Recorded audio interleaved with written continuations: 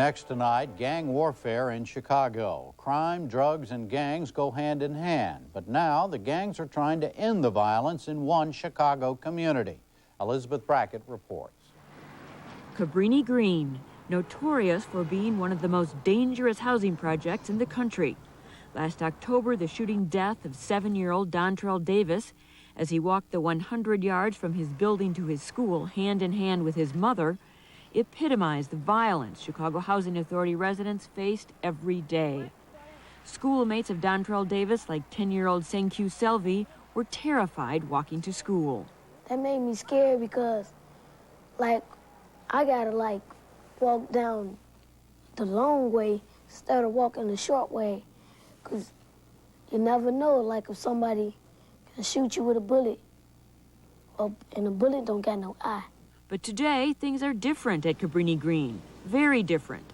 Since Dontrell Davis's death, there have been no gang-related murders in Cabrini Green. There have not even been reports of gang-related gunfire.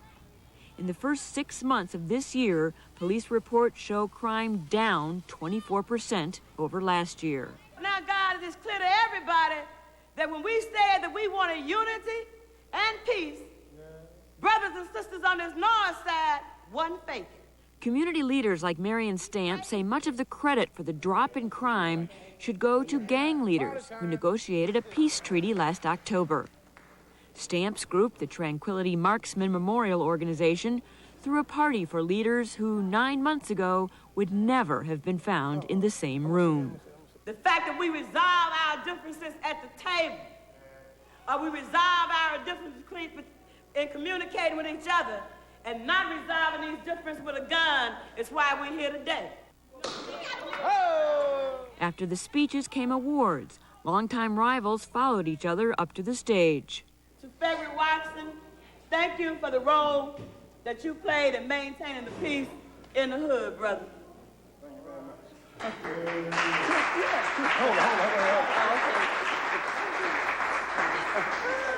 on. On behalf of the Traveling Vice Lord Nation, I'd just like to say, what I'm saying, we're going to stick with the peace, what I'm saying, 110%. No violence. Stop the peace, brothers. Yeah. Fred Watkins grew up in Cabrini, went to junior college for 2 years on a basketball scholarship, then returned. Now he is an outreach worker for Stamp's Tranquility Marksman Organization in Cabrini. He is effective because he is also the leader or chief of the Traveling Vice Lords, a citywide gang with Cabrini members. Before the peace on a Saturday night, or what did it sound like down here? Wild, Wild West. Friday and Saturday night, Wild, Wild West. But see, they have no certain days here before the peace. There wasn't no certain day to shoot. Shoot when you get ready. You can shoot on a Sunday. When church getting out, it have happened. And what was all the shooting about? I mean, who was shooting who? Opposition shooting oppositions. This organization shooting at this one shooting at this one, It's all about respect, You come in my turf, and you're going to get hurt. Don't walk in my turf without asking me. Before, how comfortable would you have felt standing on this corner? Not real good. Would you have done it? No. No. I love my life.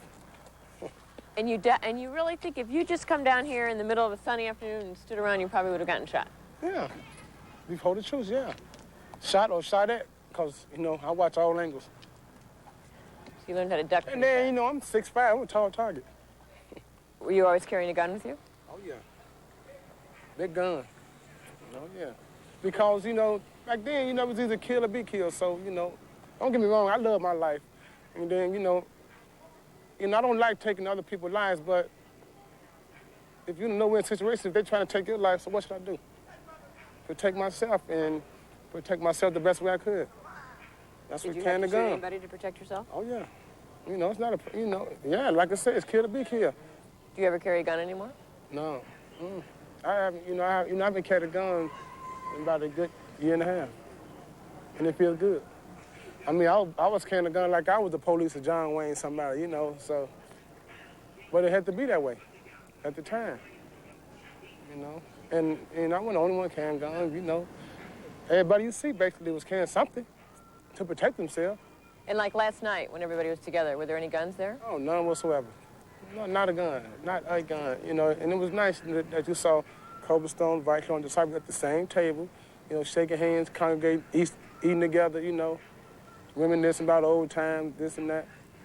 It was nice. Not everyone is ready to credit the gangs with bringing peace to Cabrini. Chicago's mayor is delighted with the drop in crime, but he refuses to acknowledge any changes in gang members' behavior. They want to sell dope. Their money is dope. These are not, you know, these people are not going around with the Bible. These people are going around with dope, selling guns, and extortion. And so when the heat is on, they know what's on, and we'll continue to be on. Daley says it wasn't the gangs that brought peace. Rather, it was the $26 million in new security measures poured into Cabrini Green by the city and the Chicago Housing Authority since Dontrell Davis's death. Every building has been swept for guns. Metal detectors and security guards now stand at entrances that were once wide open. CHA Chairman Vince Lane. I don't believe that there is a truce. I am happy that these guys are working to get individuals to not shoot up each other. And that's all I will say. I won't recognize the gangs. I just won't. Commander Robert Guthrie is in charge of Chicago police officers assigned to the CHA. He is out in the projects every day. There's one thing in recognizing an organization or a group, but it's one thing officially recognize them. It's another thing standing out here in the corner surrounded by various members of gangs that are in a tinderbox situation. Certainly in that kind of situation, you're foolish not to recognize the impact these young men and women can have on the community. So it's a very realistic part of dealing with the community in Cabrini. Guthrie supports innovative police work. He authorized the only bike patrol in Cabrini, and for these three, it was the perfect assignment. Full-time Chicago police officers, part-time rap music artists, the Slick Boys patrol Cabrini on their mountain bikes by day and make rap music videos by night. Rap with a different message. Someone close to shot. Now the police stop to get hot. You're caught up in the gang. You're caught up in a gang. Their music gives them a way to communicate with kids usually wary of police. All three grew up in or near CHA projects. Other than Guthrie, police brass were initially skeptical, but kept quiet when they saw the results. Results like the continuing peace in Cabrini. We talk to all the different fractions in the complex and make sure everything is instilled, and plus they see that we give them our support. And two, we break down the barrier between the police department and the gang members, because now they see the police not just as machines, but they see we're human also. Now there are few kids in Cabrini the Slick Boys don't know, and even fewer kids who don't know the Slick Boys. Along with music, the three use sports to communicate. Come on, ladies. Let's go. The kids didn't know just how uneven the odds were. Eric Davis once played against Michael Jordan when Davis captained the University of Houston's 1982 winning basketball team. He also had a stint with the Houston Oilers. James Martin played his sports at West Point. Randy Holcomb at the University of Illinois at Chicago. They like the limelight, but say it doesn't matter if the gangs, the CHA, or the police get the credit for the peace in Cabrini. I think maybe the Slick Boys are calling it the best.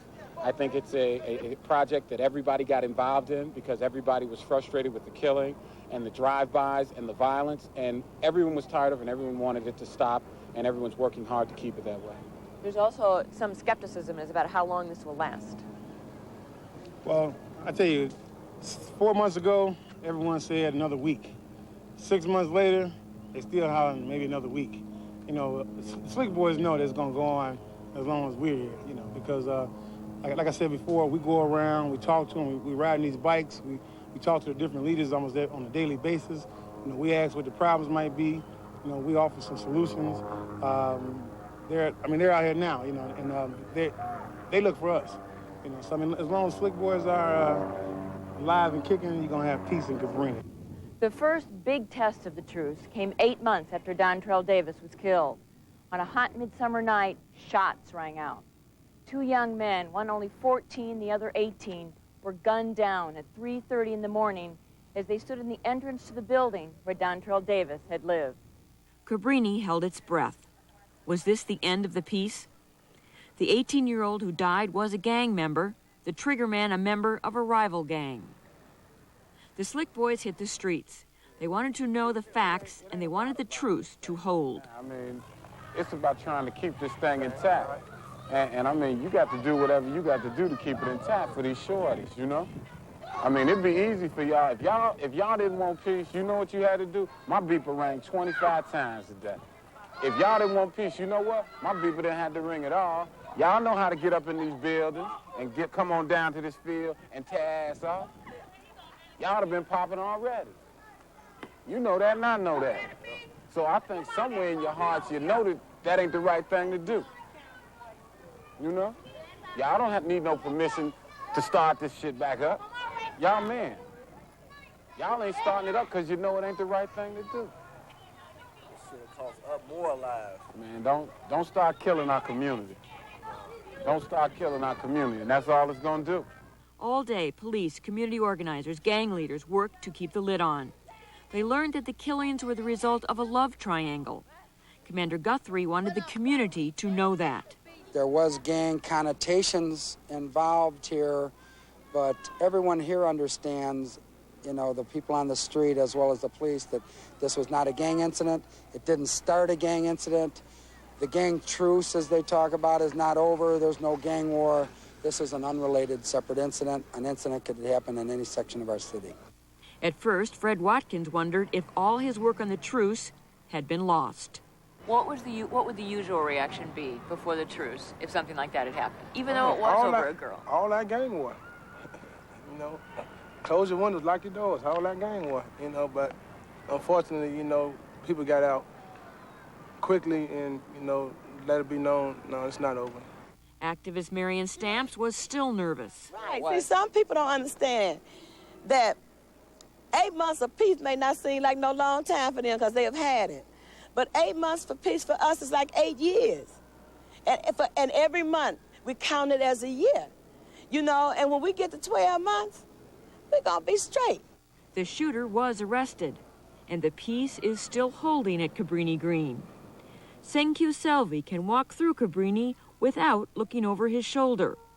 This summer, the bullets he had spent much of his life ducking were gone.